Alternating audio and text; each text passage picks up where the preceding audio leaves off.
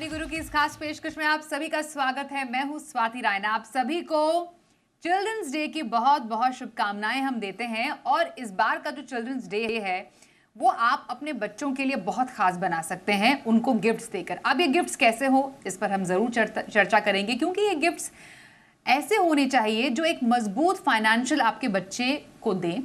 और इसलिए आज हम अपने इस शो में बताएंगे कैसे बच्चों के लिए सही निवेश की प्लानिंग करें, कौन से फंड उनके लिए बेस्ट रहेंगे, क्यों बच्चों को निवेश की आदत सिखाना उतना ही ज़रूरी है जितना कि आप उनको स्कूल भेजते हैं पढ़ाई करने के लिए। इसी पर बातचीत करने के लिए आज हमारे साथ दो खास एक्सपर्ट्स हैं, उनसे हम इस चर्चा की शुरुआत करते हैं। सबसे पहले स्वागत करते हैं मोतीलाल ओसवाल एएमसी के ईडी एंड सीबीओ अखिल चतुर्वेदी का। अखिल, बहुत स्वागत है आपका। और ऑप्टिमम मनी के एमडी पंकज मटपाल का। पंकज जी, आपका भी बहुत धन्यवाद हमारे साथ इस शो में शामिल होने के लिए करते हैं।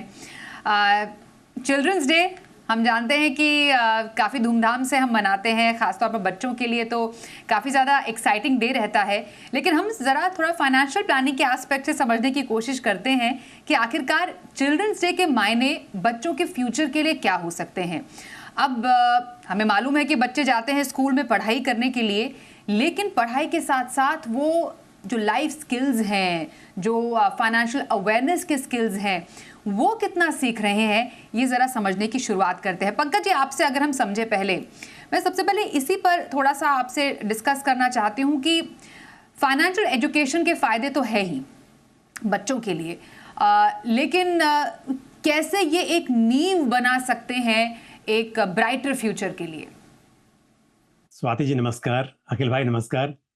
देखिए स्वाति जी, जैसा आपने कहा कि फाइनेंशियल एजुकेशन बहुत इंपॉर्टेंट है, और जैसा हम जानते हैं कि हम बच्चों को कुछ मांगते हैं, दे देते हैं, गिफ्ट दे देते हैं, लेकिन अगर उन्हें सही समय पर ये बात समझ में आ जाए कि पैसा कमाना और उसे मैनेज करना कितना जरूरी है, निवेश के क्या फायदे हैं, तो इन बातों की शुरुआत के लिए सबसे पहली बात तो ये है, जैसे कि हम जानते हैं कोई चीज मांगी और तुरंत दे दी, उसके बजाय उन्हें समझ में आए बच्चों को कि किस तरह से इच्छा और जो जरूरत है उसमें क्या फर्क होता है, तो उसे समझना। फिर पैसा कैसे बढ़ता है समय के साथ में, जितना लंबा समय रहेगा तो कैसे वो ज्यादा बढ़ेगा, जो रिटर्न्स होते हैं पैसे पर वो क्या मायने रखते हैं, महंगाई दर जो होती है वो कितनी ज्यादा इंपॉर्टेंट है उसे समझना, किस तरह से पैसे की वैल्यू कम हो जाती है। तो ये सब बातें यदि बच्चों को बताई जाएं, इस तरह की फाइनेंशियल एजुकेशन दी जाए, तो ये मेरे हिसाब से उनके पूरे भविष्य को सुधारने में काफी मददगार साबित होगा। जी, तो बच्चों के लिए जितनी एजुकेशन इंपॉर्टेंट है उतनी ही ज़्यादा फाइनेंशियल एजुकेशन भी काफ़ी ज़्यादा इम्पॉर्टेंट है। मैं अब इनफैक्ट जानना चाहती हूँ अखिल जी आपसे कि अब तो स्कूलों में भी फाइनेंस की क्लास लगेगी, और ये बहुत ही बेहतरीन इनिशिएटिव सेबी की तरफ से हमने आता हुआ देखा, जिसमें तरुण योजना के जरिए स्कूलों में बच्चों को फाइनेंस का पाठ पढ़ाया जाएगा, एसआईपी के रूप में एक रिवॉर्ड मिलेगा। तो बेसिकली यहीं से एक नींव तैयार करने की शुरुआत कर भी दी। तो बताइए अखिल जी, किस तरीके का आइडिया आपको ये लगा है, और वाकई जब स्कूलों में इस तरीके से फाइनेंशियल एजुकेशन की अब शुरुआत हुई है, किस तरीके से इसको बच्चे इस एजुकेशन को इम्प्लीमेंट कर पाएंगे आगे जाके। नमस्कार Swati ji, thank you so much show में बुलाने के लिए। तो ये बहुत ही बेहतरीन इनिशिएटिव है और इसकी काफ़ी ज़रूरत थी कि आप देखेंगे एक तरफ बच्चे फाइनेंशियल प्लानिंग और फाइनेंस के बारे में समझते हैं, जो अपने घर में देखते हैं, घर में किस तरीके का माहौल है, घर के वैल्यू सिस्टम्स कैसे हैं, माता पिता किस तरीके से खर्च करते हैं पैसे। तो ये काफ़ी जो फाइनेंशियल एजुकेशन है वो घर में क्या माहौल है उससे सीखने को मिलता है। अब अगर इसी के साथ में अगर स्कूल में कॉलेजेस में भी फाइनेंशियल एजुकेशन के कोर्स होते हैं, तो जो एक पॉलिशिंग होती है कि जो कॉन्सेप्ट्स होते हैं, फाइनेंशियल प्लानिंग के कॉन्सेप्ट्स होते हैं, पैसे की वैल्यू समझना, पैसे को किस तरीके से बढ़ाना, वेल्थ क्रिएशन के जो किस तरीके से वेल्थ क्रिएशन की जाती है, और एक होता है थियोरेटिकली समझना, एक होता है कि कैसे व्हीकल्स हैं हमारे देश में। आप फिक्स डिपॉजिट्स में इन्वेस्ट कर सकते हैं, आप म्यूचुअल फंड्स में एसआईपीज के थ्रू इन्वेस्ट कर सकते हैं। उसी के साथ साथ बहुत सारे एसेट क्लासेस होते हैं, इक्विटीज एक बहुत बड़ा एसेट क्लास है, गोल्ड है, सिल्वर है, जैसे कि मैंने बताया फिक्स डिपॉजिट्स, रियल एस्टेट। तो इन सब एसेट क्लासेस की जानकारी देना, किस तरीके से इन्वेस्ट कर सकते हैं उसकी समझ देना, और लंबे समय में फाइनेंशियल फ्रीडम किस तरीके से अचीव करना चाहिए उसकी समझ देना। आई थिंक ये एजुकेशन, फाइनेंशियल एजुकेशन और स्कूल के माध्यम से अगर ये किया जाता है तो एक थोड़ी सा डिसिप्लिन भी आता है और बच्चे सीरियसली भी लेते हैं। और आई थिंक ये लॉन्ग टर्म के लिए, उनके फाइनेंशियल भविष्य के लिए बहुत ही बेहतरीन कदम है रेगुलेटर की तरफ से। बिल्कुल। तो ये हमने देखी कि किस तरीके से तरुण योजना के तहत स्कूल में भी फाइनेंस का पाठ पढ़ाया अब जाएगा, उसकी शुरुआत हो चुकी है। बच्चे तो अपने माता पिता से फाइनेंशियल एजुकेशन सीखते ही है, घर का छोटा छोटा बजट बनाना या फिर कोई पेमेंट करना। इतने ज़्यादा टेक्नो savvy बच्चे हैं, उनको तो बहुत कुछ सिखाने की भी अब ज़रूरत नहीं पड़ती है, बस उसी में थोड़ा सा आप एजुकेशन जोड़ दें तो डेफिनेटली उनके लिए काफ़ी ज़्यादा अच्छा रहेगा। अब पंकज जी, अब थोड़ा फाइनेंशियल प्लानिंग की तरफ आते हैं। किस तरीके से बच्चों के लिए इन्वेस्टमेंट की शुरुआत कर सकते हैं?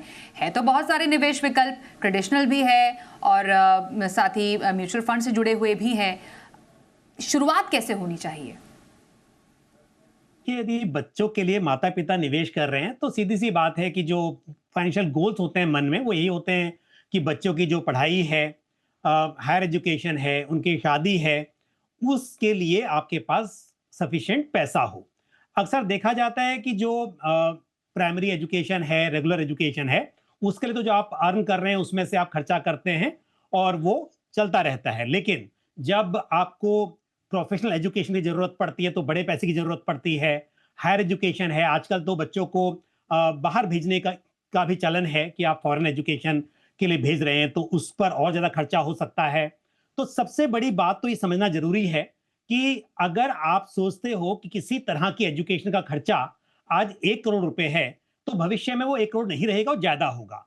हम देखते हैं कि एवरेज महंगाई दर जो है वो 6% के आसपास रहती है। लेकिन यदि बात की जाए एजुकेशन की तो एजुकेशन में करीब करीब 10% से आपकी जो कॉस्ट है वो बढ़ती रहती है। तो इसके लिए जो शुरुआत करनी है, पहली बात तो यहां से करें कि आप किस तरह की एजुकेशन एक्सपेक्ट करते हैं। हालांकि किसी को पता नहीं है कि आज से 10 साल 15 साल के बाद बच्चा क्या करेगा, पर फिर भी जो प्रोफेशनल एजुकेशन से उसकी कॉस्ट आज कितनी है और भविष्य में कितनी होगी, इस बात का ध्यान रखना जरूरी है। उदाहरण के तौर पर बताऊं स्वाति जी, अगर 1 करोड़ रुपया आज है और हम 10% की बात करें तो आज से 10 साल के बाद करीब करीब वो 2 करोड़ 60 लाख के आसपास आपको लगेगा। वहीं यदि बात करो 20 साल के बाद, तो यदि आज का 1 करोड़ है और 10% की महंगाई दर हो तो 20 साल के बाद करीब 6-7 करोड़ उसकी कॉस्ट हो जाएगी। तो कहने का मतलब यह है कि इन्फ्लेशन को ध्यान में रखते हुए आपको निवेश करना है। दूसरी बात इंपॉर्टेंट यह है, जैसे अखिल जी बता रहे थे कि डिफरेंट एसेट क्लासेस हैं, डिफरेंट स्कीम्स हैं, लेकिन हम जानते हैं कि इक्विटी जो है उसमें लॉन्ग टर्म में ग्रोथ का पोटेंशियल बहुत ज्यादा होता है। तो कभी भी जब लॉन्ग टर्म के लिए निवेश कर रहे हो तो इक्विटी आपके बच्चों के इन्वेस्टमेंट का हिस्सा होना ही चाहिए। ऐसा नहीं कि डायरेक्ट शेयर्स बाय करने हैं आपको, पर म्यूचुअल फंड के जरिए एसआईपी करके, लमसम करके वेल्थ क्रिएट की जा सकती है। और उसके साथ साथ जो दूसरी स्कीम्स हैं, जैसे गोल्ड सिल्वर आपको इंक्लूड करना है, डेट इंक्लूड करना है, या फिर जैसे सुकन्या समृद्धि योजना जैसी स्कीम्स हैं उन्हें भी इंक्लूड करना है, वो आपको करना चाहिए। और एक सबसे बड़ी बात यह है, जितनी जल्दी शुरुआत करेंगे उतनी आसानी होती है। तो इसके लिए आप छोटे अमाउंट से स्टार्ट करें और इनकम बढ़ती रहती है, उसे बढ़ाते रहें। उस तरह से आप लक्ष्य को हासिल कर सकते हैं। अखिल जी, बच्चों से जुड़ा हुआ गोल ऐसा होता है जो नॉन नेगोशिएबल गोल है। बच्चा आपके घर में आया, आपके घर में नन्हा मेहमान आया, उसके बाद से आपकी वो प्लानिंग शुरू हो जाती है कि उसके अगले 5 साल में प्राइमरी एजुकेशन के लिए किस तरीके से प्लानिंग करे। फिर बच्चा जब 12th पास कर लेगा उसके बाद हायर एजुकेशन की तैयारी भी करनी है। फिर एक स्टेज के बाद शादी के लिए भी तो कुछ इकट्ठा करना है। वैसे तो आजकल बच्चे खुद ही अपनी शादी की प्लानिंग कर लेते हैं, लेकिन माता पिता का ये एक बहुत बड़ा एक सपना रहता है कि धूमधाम से इस लक्ष्य को भी पूरा किया जाए। अब जरा बताइए, क्योंकि जैसा जिक्र पंकज जी ने किया, इन्फ्लेशन एक बहुत बड़ा एक फैक्टर है जो कि किसी भी गोल को इम्पैक्ट करता है। म्यूचुअल फंड के जरिए बच्चे के लिए के भविष्य के लिए, चाहे वो पढ़ाई हो या कोई और किसी और गोल के लिए इन्वेस्टमेंट हो, कैसे वो सही ढंग से, सटीक ढंग से की जा सकती है बच्चे के लिए प्लानिंग?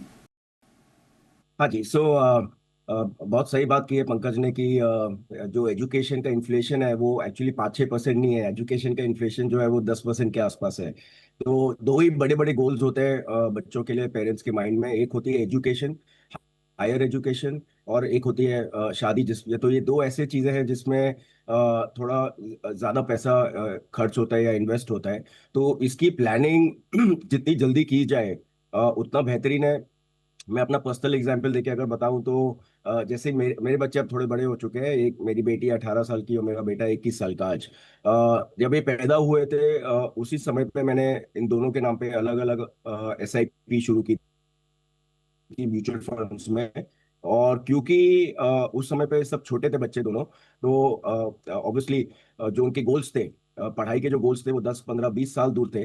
तो जब आपका इन्वेस्टमेंट होराइजन इतना लंबा होता है, इतना दूर होता है, तो usually equity asset class best asset class है। बिकॉज उतने लंबे समय में आपका रिस्क भी कम होता है, वॉलिटिलिटी भी कम होती है, और इन्फ्लेशन से 2 टाइम ज्यादा कंपाउंडिंग कमाने का रास्ता भी इक्विटी एसेट क्लास ही है। तो मेरा ये सजेशन रहेगा कि जितने हो जल्दी हो सके आपके बच्चों के नाम पे अलग अलग SIP शुरू करें। हर साल जैसे आपकी आमदनी बढ़ती है, आपको अपनी SIP की अमाउंट भी बच्चों के नाम पे बढ़ानी चाहिए। उससे होगा ये कि 10-20 सालों में जब बच्चे बड़े होंगे तो आपको उनके पढ़ाई पे या उनकी शादी पे खर्च करने के लिए आपके जो रिटायरमेंट सेविंग्स है या आपके कोई दूसरे सेविंग्स है उनको छूने की जरूरत नहीं पड़ेगी। उनके खर्चे उन्हीं के इन्वेस्टमेंट से आप निकाल के फीस भर सकते हो या शादी पे खर्च कर सकते हो। करेक्ट। तो जितना जल्दी हो सके इक्विटी म्यूचुअल फंड्स में SIPs के थ्रू एक फिक्स्ड अमाउंट आप इन्वेस्ट करना शुरू करिए। एंड आई थिंक बेहतरीन, सबसे बेहतरीन तरीका यही है। तो आप शुरुआत से ही SIP थोड़े थोड़े अमाउंट की अपने बच्चे के लिए शुरू करें, जैसा अखिल जी भी बता रहे हैं। और भी बहुत सारे इन्वेस्टमेंट ऑप्शंस हैं, लेकिन इन्फ्लेशन को बीट करना है तो म्यूचुअल फंड एक बेहतरीन ऑप्शन आपके लिए है। और इसी कैटेगरी में पंकज जी, कुछ ऐसे म्यूचुअल फंड्स भी हैं जो कि स्पेसिफिकली बच्चों के भविष्य को टारगेट करते हैं, जिनको कहा जाता है चिल्ड्रन ओरिएंटेड फंड। अब एक चिल्ड्रन ओरिएंटेड फंड में निवेश करके किस तरीके से आप बच्चे के लिए प्लान कर सकते हैं, इसके फायदे क्या होते हैं? देखिए, बिल्कुल सबसे बड़ी इंपॉर्टेंट जो बात है वो तो यही है कि भविष्य में जो बड़ा पैसा इकट्ठा करना है उसके लिए आपके पोर्टफोलियो में इक्विटी होनी चाहिए। अब क्योंकि हम जानते हैं कि म्यूचुअल फंड्स में बहुत सारी चॉइसेस हैं आपके पास में, आप large cap, mid cap, small cap, इस तरह से डाइवर्सिफाई कर सकते हैं पोर्टफोलियो को। लेकिन क्योंकि हमेशा अच्छा लगता है कि बच्चे के नाम से कुछ ऐसा हो जो मालूम चले कि बच्चे के लिए ही किया गया है, तो सेबी की एक कैटेगरी है सेबी के हिसाब से, जिसे हम बोलते हैं सॉल्यूशन ओरिएंटेड फंड्स। और सॉल्यूशन ओरिएंटेड फंड्स में ये चिल्ड्रन प्लान होते हैं। तो चिल्ड्रन प्लान में कुछ अलग नहीं है। ज्यादातर जो प्लान हैं ये सब हाइब्रिड प्लान हैं, जहां पर मेजर एलोकेशन इक्विटी में है। अग्रेसिव हाइब्रिड प्लान्स हैं। अग्रेसिव यहाँ पर मतलब इक्विटी ज्यादा होगी और डेट में निवेश कम होगा, लेकिन यहाँ पर दोनों मिलेगा आपको, इक्विटी और डेट। तो कुल मिलाकर आप जो कर रहे हैं वो म्यूचुअल फंड में ही कर रहे हैं, लेकिन क्योंकि नाम में लगा हुआ है चिल्ड्रन प्लान, तो आपको पता चलता है, थोड़ा इमोशनल अटैचमेंट होता है, आप लॉन्ग टर्म तक टिके रहते हैं। और इनमें लॉक इन भी होता है, जनरली 5 ईयर का लॉक इन होता है। कुछ में आप 18 ईयर्स तक का भी लॉक इन ले सकते हैं कि 18 ईयर्स का जब बच्चा होगा, उसकी एज होगी, उसके बाद ही आप पैसे को निकाल पाएंगे। तो यहाँ पर एक बात ये भी होती है, कई बार जरूरत पड़ने पर हम देखते हैं कि बीच बीच में पैसा निकाल लिया जाता है। आप कहते तो हैं कि हम बच्चे की एजुकेशन के लिए इन्वेस्ट कर रहे हैं, पर बीच में जरूरत पड़ी, निकाल लिया, फिर सोचा फिर से पैसा आएगा तब री इन्वेस्ट कर देंगे, पर फिर वो रह जाता है।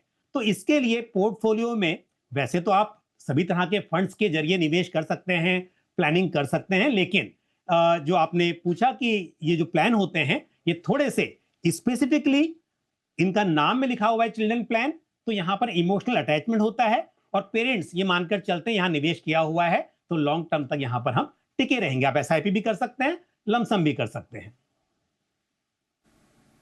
तो SIP भी कर सकते हैं, एक मुश्त पैसा भी डाल सकते हैं। आप एक होलसम पोर्टफोलियो बनाना चाहें तो अपने इस पोर्टफोलियो में आप चिल्ड्रन फंड को भी डालिए, जैसे पंकज जी ने बताया, और उनके ही बताए हुए कुछ फंड्स में आप एक multi cap, flexi cap, mid cap और स्मॉल कैप का एक्सपोजर भी रखें और एक चिल्ड्रंस प्लान के जरिए भी बच्चों के लिए आप एक भविष्य संवार सकते हैं। छोटा ब्रेक लेते हैं, ब्रेक के बाद कुछ और चर्चा जारी रहेगी हमारे दोनों एक्सपर्ट से और जानेंगे बच्चों को कौन सा फाइनेंशियल गिफ्ट आप दे सकते हैं। बने रहिए हमारे साथ।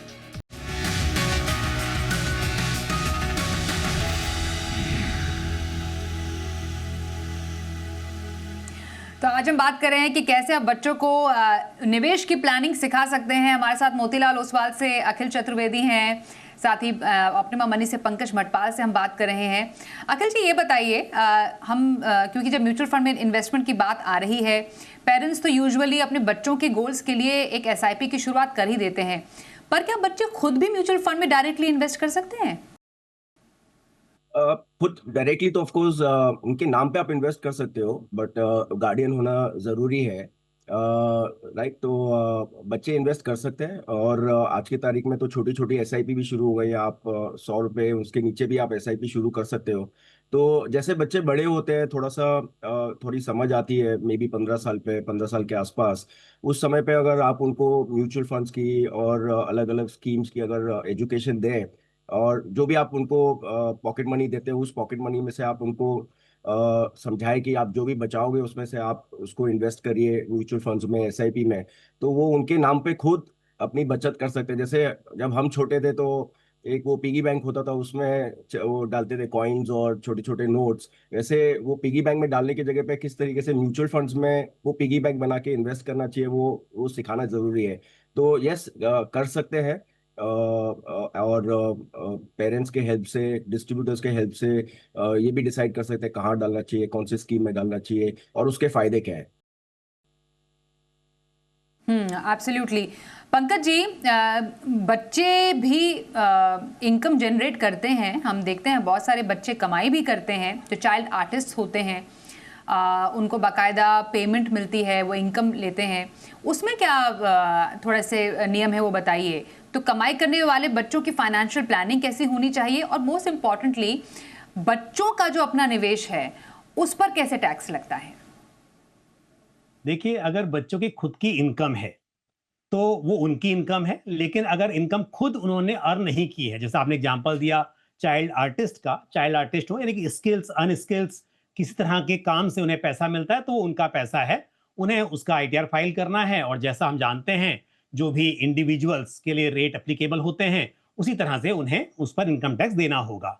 लेकिन अगर बच्चों की अपनी इनकम नहीं है, बल्कि उनके नाम पर पेरेंट्स ने या किसी रिलेटिव्स ने या किसी और ने पैसा दिया है, उस तरह से इनकम जनरेट होती है, जहां पर टैक्स फ्री इनकम है वहां तो प्रॉब्लम नहीं है। पर मान लीजिए कि बच्चों के नाम पर एफडी की या फिर आपने इन्वेस्टमेंट किया म्यूचुअल फंड्स में भी और वहां पर कैपिटल गेन्स हुआ या फिर इंटरेस्ट आया, तो जब बच्चों की खुद की इनकम नहीं है, तो किसी और ने, यानी सोर्स जो है वो अदर देन चाइल्ड है, तो माइनर चिल्ड्रन के केस में ये होता है कि एक साल में 1,500 रुपए तक की इनकम तो एग्जेम्प्टेड है।